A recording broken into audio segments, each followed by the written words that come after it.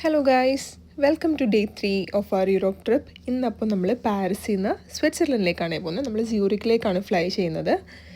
അപ്പോൾ നമ്മൾ എയർപോർട്ടിലെല്ലാം എത്തി. അത് കഴിഞ്ഞ് ലോഞ്ചിൽ കയറിയിട്ട് ഫുഡൊക്കെ കഴിച്ച് നമ്മൾ ബോർഡ് ചെയ്തു.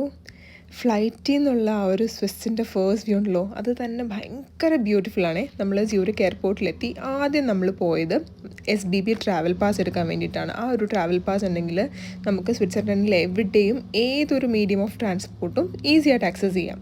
അപ്പോൾ നമ്മൾ അങ്ങനെ സ്യൂറിക്കിൽ നിന്ന് ലൂസേണിലെത്തി. ലൂസേണിൽ വന്ന് കുറച്ച് നേരം ആ സിറ്റി വ്യൂയിങ് ഒക്കെ കഴിഞ്ഞിട്ട് നമ്മൾ അവിടെ നിന്ന് ഒരു ഫെറി എടുത്തു.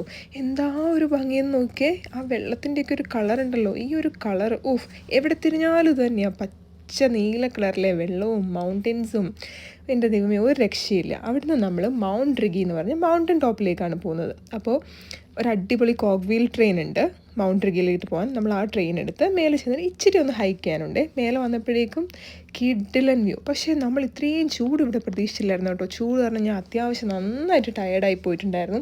അങ്ങനെ മൗണ്ട് റിഗിയുടെ ഇതെല്ലാം കഴിഞ്ഞ് നമ്മൾ വന്നിട്ട് ഇവിടുന്ന് നമ്മൾ ഇൻ്റർലാക്കനിലേക്കാണ് പോകുന്നത്. ഇന്ന് നമ്മൾ അവിടെയാണ് സ്റ്റേ. ആൻഡ് ഇതിൻ്റെ ഇടയ്ക്ക് ട്രെയിനുകൾ ശ്രദ്ധിച്ചു നിങ്ങൾ, എന്ത് അടിപൊളിയായിട്ട്